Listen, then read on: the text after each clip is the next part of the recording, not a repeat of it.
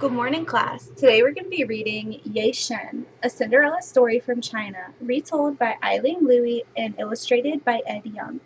This story is about a young girl who makes best friends with a magical fish, grants a wish, goes to a festival, and meets her true love. You will all definitely like this story very much. She's pretty much a princess. There's a lot of symbolism from other cultures, which you guys find very interesting. There's a lot of very bright, interesting illustrations. In fact, the illustrator for this book has won the Caldecott Medal before for his illustrations in another story. So the author, Eileen Louie, is actually from a Chinese immigrant family, and she grew up hearing very, very many folk tales from her grandmother. Once she got into university, she started studying ancient Chinese culture, and she found a manuscript that contained the first known version of a Cinderella story, Yeh-Shen. She retold this story, which was originally written in the 600s and then again in the 1600s, and she retold it in her own words to make it more accessible to audiences today.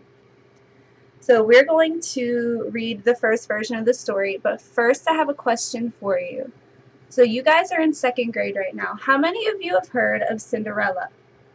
Almost all of you. Wow.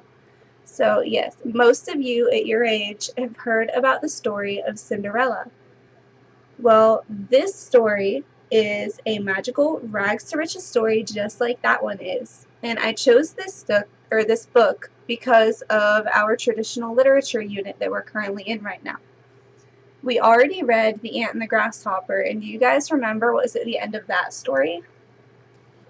That's right, there was a lesson at the end of the story. It gave you the moral of the story and a very clear message at the end. So this story, just like that one, includes a moral or a central message, which is what we're going to be focusing on today, as well as being able to retell the events of the story. We are going to go ahead and start reading, so make sure you are looking at the illustrations, make sure you're paying attention to what happens in this story. In the dim past, even before the Qin and Han dynasties, there lived a cave chief of southern China by the name of Wu. As was custom in those days, Chief Wu had taken 2 wives. Each wife, in her turn, had presented Wu with a baby daughter. But one of the wives sickened and died, and not too many days after that, Chief Wu took to his bed and died too. Yeh-Shen, the little orphan, grew to girlhood in her stepmother's home. She was a bright child, and lovely too, with skin as smooth as ivory and dark pools for eyes.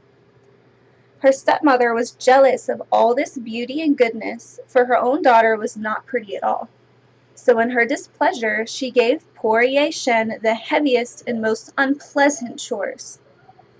The only friend that Yeh-Shen had to her name was a fish that she caught and raised.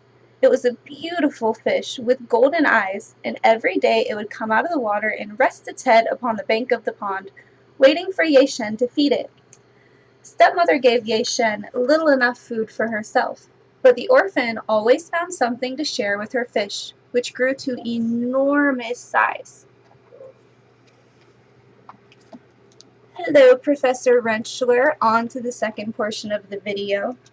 So I chose this story for a lot of reasons. I think it is a quality book due to it being a very familiar story with so many different versions out there.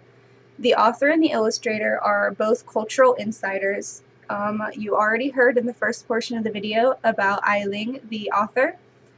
The illustrator, Ed Young, actually grew up in China and in Shanghai in particular, and he took 2 whole years to do the illustrations for this book and visited China twice in that time.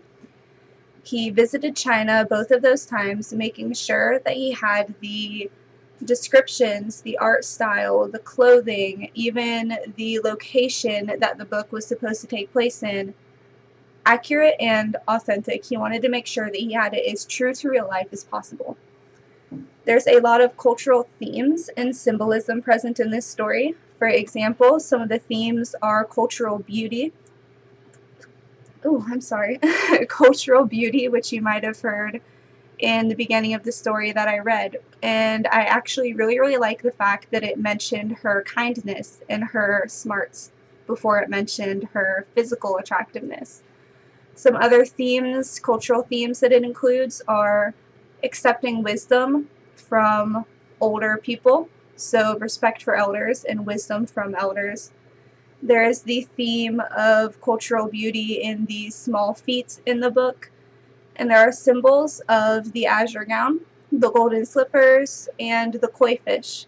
So these are all a lot of almost like hidden symbolism that students can use to get used to some of the culture of ancient and a little bit current China. The writing style and the illustrations are still attractive and interesting to young and old audiences as well, which makes this a good choice for children and adults. So the standard that I chose to go along with this book is LAFS.2.RL.1.2. This standard states that students should be able to recount stories, including fables and folktales, from diverse cultures and determine their central message, lesson, or moral. I chose this standard to go along with this book because the lesson in this story is very clear, and it actually is like all encompassing with all of the other Cinderella stories as well. And that theme or message is that good things come to good people and bad things come to bad people. All the stories have some kind of evil relative or evil person that is taking advantage of the very kind, usually very beautiful protagonist. And at the end of the story, the protagonist makes a wish and gets something great, while the people who treated her badly are forced to live in rags, or in some stories, including the end of this one actually, they end up dying. So this version depicts Chinese culture, and there are over 700 different versions of this story. Not this story in particular, but of Cinderella stories from various cultures. So that makes this story go good with the standard due to the fact that you can read several of these stories in class. The students can recount the individual things that happened from each one, and they can compare and contrast them from all these different cultures, which gives them a lesson in cultural diversity as well as noticing the similarities and the differences between stories from different cultures. These stories all also pretty much have the same overarching message, but there may also be different messages in each one, which helps students to notice the different lessons that can be in different stories.